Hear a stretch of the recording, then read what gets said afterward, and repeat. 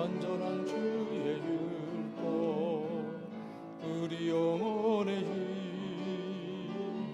확실한 주의 증거 우매자의 지혜 정금보다 더 귀하고 사모한 주님의 말씀 물과 송이 꿀보다도 더 달도다.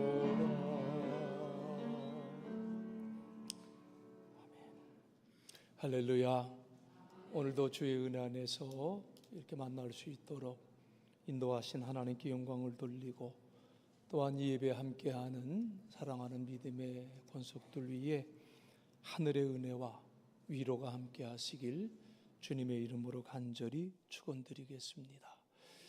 오늘 우리가 느헤미야서에 있는 말씀을 보았는데 오늘 본문 2장 1절로 10절까지의 말씀은 바벨론 포로 생활을 하다가 하나님의 은혜 가운데 예루살렘으로 돌아오게 된 느헤미야 선지자에 대한 말씀이 기록이 되어져 있습니다.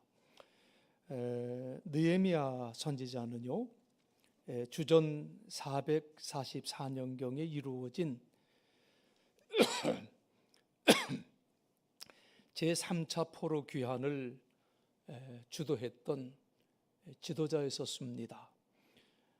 이스라엘이 바벨론에게 멸망을 당한 후에 총 3차례에 걸쳐서 그 포로 생활에서 귀환하는 그러한 역사가 있는데 이 느헤미야는 그 3번째 그 포로 귀환을 주도했던 지도자인데요. 그는 바벨론에서 출생한 사람이고요. 또 바사 제국의 아하수에로 왕의 아들로 왕위를 이어받았던 아닥사스다 왕 때 바벨론 수상궁에서 술 맡은 관원장으로서 출세했던 그러한 사람이었었습니다. 이 바벨론 포로 귀환자들의 지도자는 3사람이 있었어요. 1차 포로를 귀환을 주도했던 지도자, 여러분 많이 들어보셨죠? 스룹바벨이라고 하는 사람이었었습니다. 그는 예루살렘에 돌아와서 무너져 내린 예루살렘 성전을 재건하는 일에 하나님에 의해서 귀하게 쓰임받았던 선지자였고요. 또 2차 포로 귀환을 주도했던 지도자는 제사장 겸 또 율법학자였던 에스라였었습니다. 그는 예루살렘에 돌아와서 엉망진창이 된 이스라엘 백성들의 신앙 개혁을 일으켰던 사람이 에스라였었지요. 자, 이렇게 1차, 2차 포로 귀환이 있었었는데 이 1차, 2차 포로 귀환 사이에 연대기적으로 보면 약 58년의 공백기가 있었습니다. 이 기간 동안에 우리가 에스더서에 보면은요, 그 하만에 의해서 유대인들을 멸절시키려고 했던 그 일이 있었는데 그때가 바로 이 기간이었었습니다. 그리고 이제 그 하만이 없어지고 난 다음에 포로 귀환, 2차 포로 귀환에 이제 적극적인 동기가 되어졌지요. 자, 그리고 이제 3차 포로 귀환의 지도자, 바로 오늘 본문에 나오는 느헤미야이고요. 그는 재건된 이스라엘의 든든한 방비와 안정된 생활을 위해서 필요했던 예루살렘 성벽을 재건하는 일을 주도적으로 감당했던 선지자였었습니다.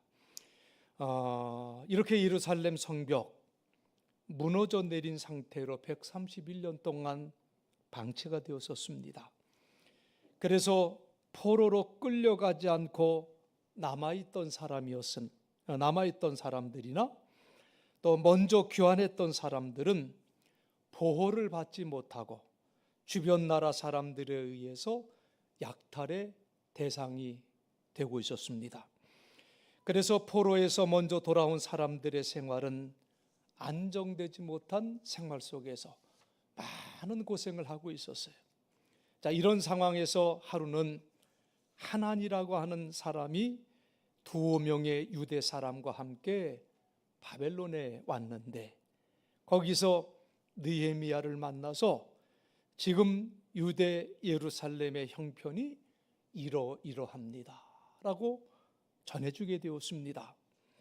느헤미야는 그들을 통해서 듣게 된 예루살렘의 상황이 한마디로 말하면 비참한 그러한 상황이었다는 것을 듣고, 느헤미야서 1장 3절에 보니까 예루살렘 사람들이 큰 환난을 당하고 있을 뿐만 아니라 능욕을 받고 있고, 예루살렘 성은 허물어진 채로 방치되어 있고, 성문은 불탄 상태로 그대로 있다는 그러한 얘기였지요.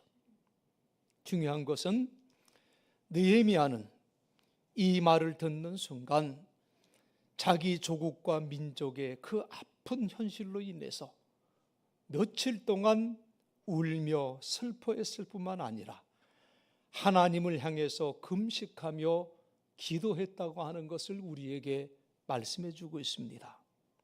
사실 인간적인 관점에서 생각해 본다면 느헤미야는요, 지금 부족한 것이 하나도 없어요.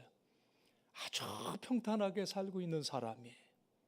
바벨론 땅에서 나름대로 왕을 보면서 출세했던 그런 삶을 살고 있던 사람이죠.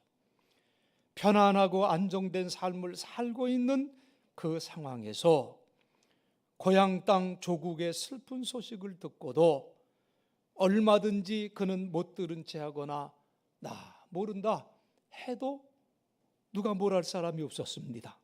그러나 느헤미야는 그 소식을 듣고는 금식하며 기도하는 가운데 하나님께로부터 예루살렘 성벽의 재건을 위한 사명을 받게 되었다고 하는 사실이지요. 느헤미야, 그는 그 슬픈 소식을 전해 들은 후에 자기 민족을 위한 복의 근원이 되는 삶을 살고자 하는 거룩한 감동과 그리고 결단을 했습니다. 혼자만 편하고 행복하게 살아가는 삶이 되기보다는 자기 동족과 함께 고난받는 삶을 살아가기를 기도하는 중에 결단하게 되었다는 거지요. 느헤미야는 결국 하나님 앞에 귀하게 쓰임받게 되었고요, 하나님을 기쁘시게 해드렸고요, 자기 민족을 살려냈을 뿐만 아니라 자기 이름을 후세에 아름답게 남기는 신앙의 삶을 살았던 사람이 느헤미야였었습니다. 여러분, 6월은 호국의 달이라고 하지요. 보은호국의 달. 그리고 다음 주일은 6.25 기념주일입니다. 금년으로 기준을 잡으면 6.25가 발발한 지 73주년을 맞이하게 됩니다. 반세기는 벌써 훨씬 넘었고 이제 한 세기가 가까이 오는데 아직도 이 6.25의 후유증은 치유되고 있는 것 같지가 않습니다. 저는 지금도 계속되는 남북 간의 긴장과 갈등, 그리고 그로 인해서 파생되는 남남의 갈등들을 보면서 우리 민족은 왜 이렇게 불행한 삶을 살아가고 있을까? 정말 그 생각에 마음 아파할 때가 참으로 많습니다. 그 아픈 마음이 어찌 저 혼자만의 아픔이겠습니까? 우리 모두의 아픔이고 또한 여러분들의 아픔이라고 생각이 됩니다. 오늘 우리가 이러한 아픔이 있으면 있을수록 다시 한번 느헤미야를 생각하면서 느헤미야와 같이 하나님 앞에 기도할 수 있는, 그래서 하나님께서 우리에게 베풀어 주신 선하신 손길을 체험할 수 있는 우리 모두가 다들 되어야 될 줄로 믿습니다. 오늘 본문의 말씀을 보면 8절에서 이렇게 말씀을 하고 있습니다. 또 왕의 삼림 감독 아삽에게 조서를 내리사 그가 성전에 속한 영문의 문과 성곽에 내가 들어갈 집을 위하여 들보로 쓸 제목을 내게 주게 하옵소서 하매, 그리고 그 다음에 뭐라고 말씀을 했는가 하면, 내 하나님의 선한 손이 나를 도우심으로, 하나님의 그 선한 손길이 나를 도우셨기 때문에 왕이 허락해 주었다, 이 말씀을 주고 있습니다. 아닥사스다 왕은 느헤미야의 요구대로 예루살렘에 가서 무너진 성벽을 재건하는 일을 허락해 주었어요. 그리고 그것은 이 8절 하반절에 고백한 대로 내 하나님의 선한 손이 나를 도우심으로, 이렇게 고백하고 있는 것처럼 하나님의 도우심 때문에 이 일이 성사되었다고 하는 사실입니다. 이처럼 우리 민족 위에도 내 하나님의 선한 손이 우리를 도우심으로 자유와 번영의 은혜를 하나님께서 허락해 주신 줄로 믿습니다. 느헤미야는 전능하신 하나님의 선한 그 손길을 체험한 사람이에요. 우리 민족도 전능하신 하나님의 이 선한 손길을 체험해 왔고, 그리고 앞으로도 체험해야 될 줄로 믿습니다. 자, 그렇다고 한다면 어떻게 해야 느헤미야처럼 우리 모두가, 그리고 우리 민족이 하나님의 선한 손길을 체험하면서 살아갈 수가 있겠습니까? 오늘 본문의 말씀에 보면 세 가지를 우리가 발견하게 되는데요. 첫째로는 우리가 하나님의 선한 손길을 체험하려면은 무엇보다도 먼저 기도하며 기다려야 된다고 하는 것을 말씀해 주고 있습니다. 기도하는 거예요. 느헤미야가 하나님으로부터 예루살렘 성은 무너졌고 자기 민족이 고난을 당하고 있다는 소식을 듣고 나서 수일 동안 그는 울며 하나님께 금식하며 기도했다고 했습니다.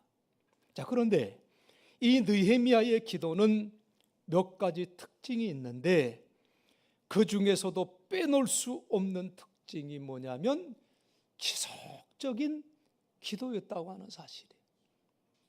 계속하는 기도였다는 거예요. 며칠 동안 기도하다가 중단해버린 것이 아니라 하나님의 때가 임할 때까지 느헤미야는 계속적으로 기도했다는 거예요. 1장 1절에 의하면 그가 하나님으로부터 고국의 충격적인 소식을 들은 것은 아닥사스다 왕 제20년 기스르월이라고 이렇게 기록이 되어져 있어요. 이 기스르월, 발음하기도 힘든데요, 기스르월, 요즘으로 말하면 11월에 해당되는 달이에요. 11월. 그리고 그가 언제 행동을 취했는가 하면 오늘 본문 1절 말씀에 보니까 뭐라고 그랬습니까? 아닥사스다 왕 제20년 니산월에 왕 앞에 포도주가 있기로 내가 그 포도주를 왕에게 드렸는데 이전에는 내가 왕 앞에 수심이 없었더니. 자, 여기서 보니까 니산월 그랬습니다. 이 니산월은 요즘으로 말하면 3월이에요. 그러니까 느헤미야는 11월에 고국의 충격적인 소식을 듣고 기도를 시작한 후 3월이 돼서야 행동을 취했던 것을 우리가 보는 거예요. 그가 얼마 동안 기도하며 때를 기다렸습니까? 4개월 동안 기도하면서 때를 기다렸다는 것을 우리가 발견하게 되는데요. 이렇게 느헤미야가 4개월 이상 기도하며 기다렸던 이유가 과연 무엇이었을까요? 그는 가장 위대하신 하나님, 언약을 이루시는 하나님, 긍휼을 베푸시는 하나님을 믿었기 때문인 줄로 저는 그렇게 믿습니다. 여러분은 어떻습니까? 느헤미야처럼 기도하며 하나님의 때를 여러분들은 기다리십니까? 아니면 끝까지 기다리지 못하고 중도에 포기해버리는 삶을 살고 계십니까? 여러분, 포기하지 않고 끝까지 기다리는 자가 열매를 얻는다는 사실을 꼭 마음속에 새기시기를 간절히 바랍니다. 여러분, 이 기다림이라고 하는 말은 기대하다, 이 기대라는 말과 어원을 같이 하고 있어요. 그래서 기대하는 사람이 기다릴 줄 아는 거예요. 그리고 이 기다림이라는 이 말을 다른 말로 표현하면 이것은 믿음이라는 말과 또한 상통합니다. 여러분, 기도도 마찬가지. 믿음이 있으면 기도하고 하나님의 응답을 기다릴 수가 있다는 거예요. 그렇기 때문에 여러분, 내가 지금 응답받지 못했다 할지라도 조급해하지 말고 좋은 것을, 가장 귀한 것을 내게 주시는 하나님 믿고 끝까지 기다리시며 기도하시기를 간절히 바랍니다. 우리 옛말에도 운물을 파도 한 운물을 파라는 말이 있지 않습니까? 기도를 하고 물질을 드리고 봉사를 하는 것도 이랬다 저랬다 변덕 부리지 말고 꾸준히 계속해야 된다는 거예요. 조급해서 멈추는 사람, 하나님의 역사를 체험할 수가 없습니다. 기다림 없이는 하나님의 축복을 받을 수가 없다는 거지요. 그래서 에레미야 애가 3장 25절로 26절에 보면 이런 말씀이 기록이 되어 있습니다. 여러분 한번 같이 읽었으면 좋겠습니다. 기다리는 자들에게나 구하는 영혼들에게 여호와는 선하시도다.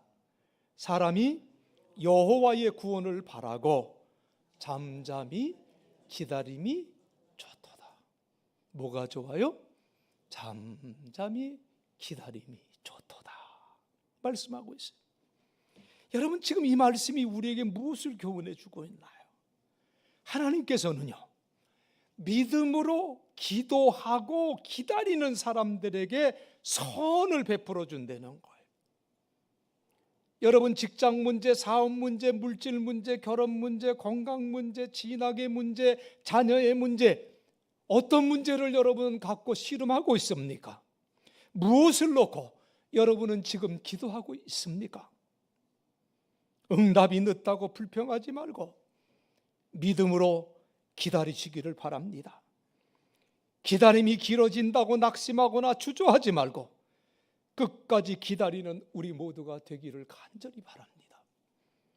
하나님의 손길을 기다리되 느헤미야처럼 기도하며 기다릴 수 있는 우리 모두가 되어질 때 하나님의 선하신 손길이 우리에게 약속되어져 있고 이러한 기다리며 기도했던 믿음의 선진들이 있었기 때문에 오늘의 이 나라와 이 민족이 있을 수 있었음을 기억하시기를 간절히 바랍니다.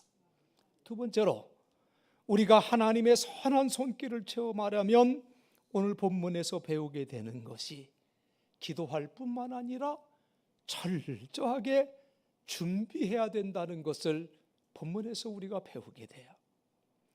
우리 주변에 보면 가끔 그런 분을 만나는데, 나 지금 하나님 앞에 기도하기 때문에 아무 걱정 없어. 자, 여기까지는 굉장히 귀한 고백이에요. 그러니까 하나님이 다 알아서 해줄 거야 하면서 아무것도 안 하려고 하는 사람들이 있습니다. 언뜻 볼 때는 믿음이 좋아 보이는 것 같지만 이것은요, 매우 위험한 신앙이에요. 이것은 신앙이라고 말할 수가 없는 매우 잘못된 신비주의적인 성향이라는 거지요. 반대로 내 인생 내가 알아서 하는 거지 무슨 기도야, 그러면서 자신의 힘만을 의지하는 이성주의적 생각도 이것도 굉장히 잘못된 것입니다. 기도하면서 하나님께서 이루어 주실 소망을 가지고 계획을 짜고 준비하는 사람이 진정한 믿음의 사람이라는 것을 우리는 느헤미야를 통해서 발견하게 됩니다. 오늘 본문의 말씀에 보면 느헤미야는 4개월 동안 하나님이 다 알아서 해주시겠지 하는 마음으로 기도만 했던 사람이 아니었었습니다. 아무 일도 하지 않은 채 기다린 것이 아니라 하나님 앞에 눈물로 기도하며 준비했던 사람이 느헤미야지요.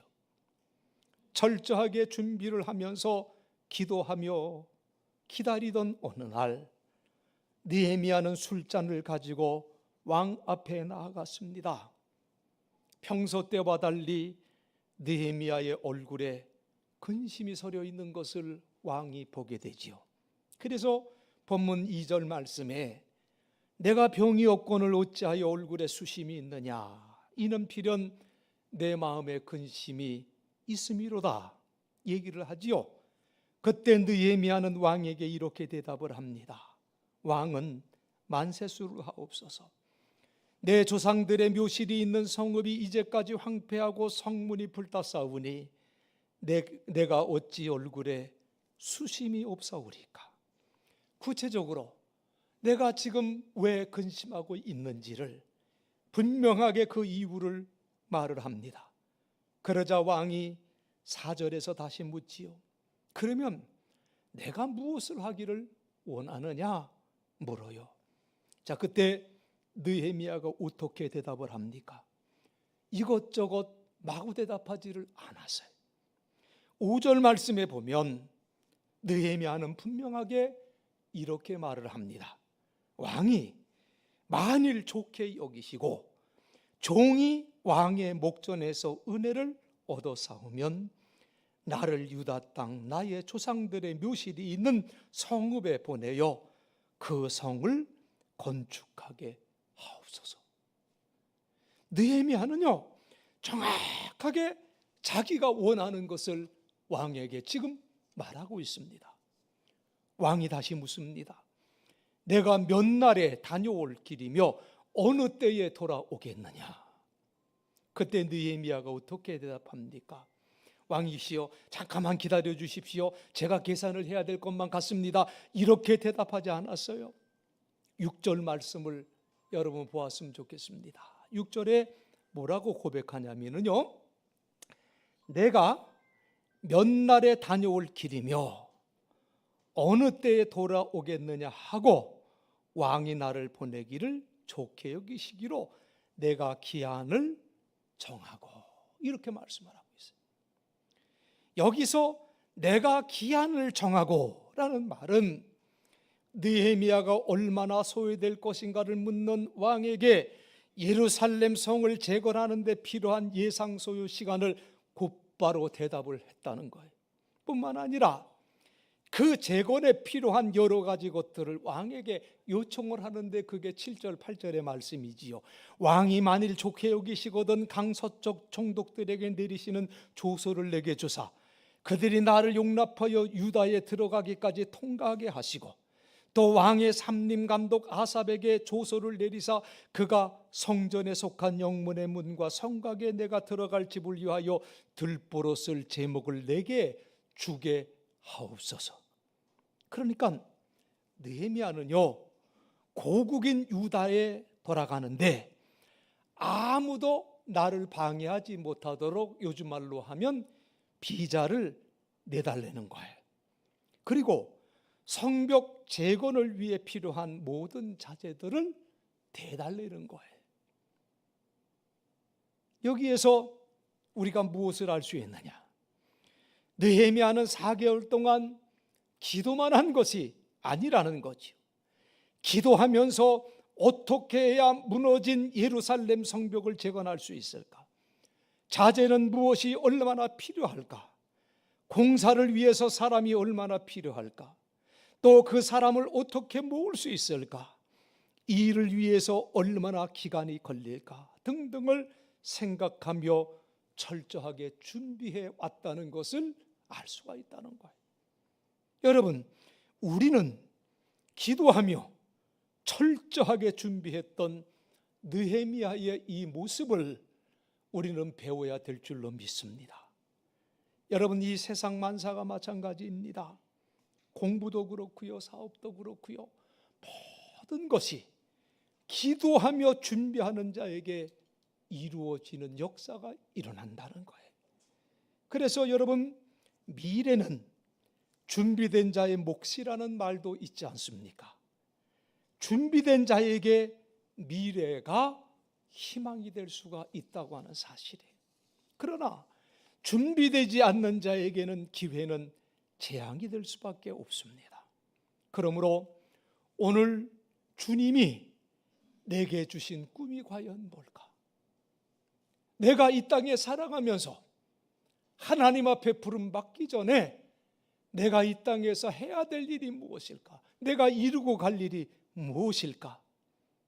그 목표와 비전을 우리가 온전히 세우고 그것을 이루기 위해서 하나님 앞에 기도하며 준비하며 하나님의 선한 손길을 기다릴 수 있는 저와 여러분 다들 되어지시길 주님의 이름으로 간절히 축원합니다. 셋째로는 하나님의 선한 손길을 체험하려면 내게 주어진 그 때를 놓치지 말아야 된다는 것을 느헤미야를 통해서 발견하는데요. 다 같이 6절 말씀을 여러분 한번 보셨으면 좋겠습니다.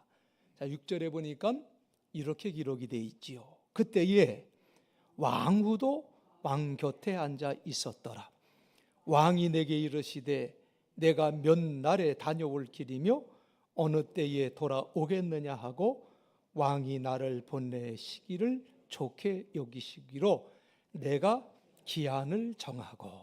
자, 여기 초반부에 보면 그때에 왕후도 왕의 곁에 앉았더라.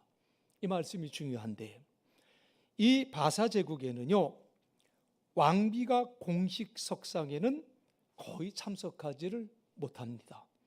그리고 공식 석상에 왕비가 허락 없이, 왕의 허락 없이 참석을 했다가는 죽임을 당할 수가 있었어요. 자, 그런데 느헤미야가 왕에게 가까이 갔을 때 왕비가 함께하고 있었다는 것은 아마 그 자리가 공식적인 자리가 아니라 사적인 자리였던 것 같아요. 그때 느헤미야는 잠잠히 기도하며 준비하고 있다가 왕과 왕비가 화기애애한 분위기 속에 함께 있을 때 왕을 만나게 됩니다.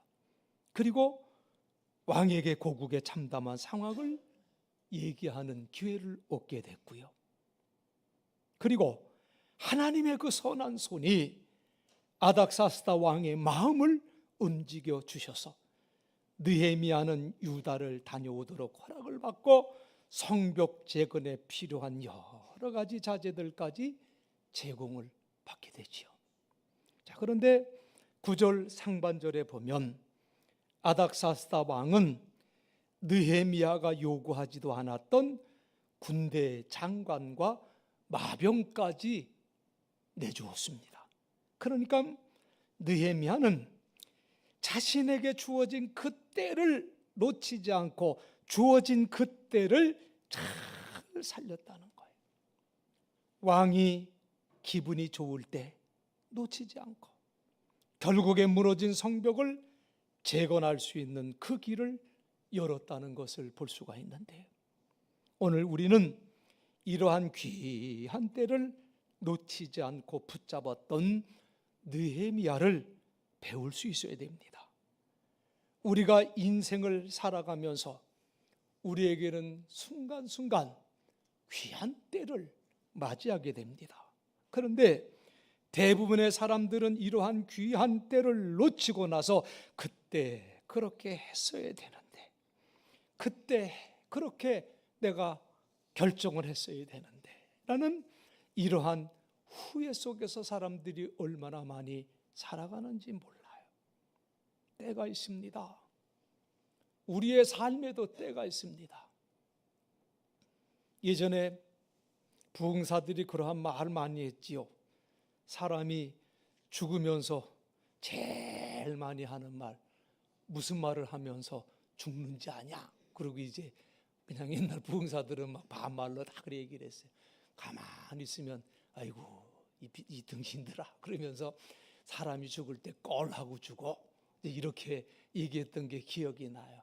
아이고 내가 이렇게 살 걸, 내가 더 믿음으로 살 걸, 내가 더 기도하며 살 걸, 베풀며 살 걸, 꼴하고 죽는 게 사람이래요. 그게 무슨 말입니까? 내게 허락하신 귀한 때를 놓쳤다는 거예요. 그게 인간이라는 거예요. 항상 우리에게 기회가 있는 것 아니죠. 그 때를 놓치지 말고 기회가 주어졌을 때 전도도 하고 봉사도 하고 그때가 주어졌을 때 내가 최선을 다해서 내게 주어진 이 세상의 일도 감당해야 된다는 거지요.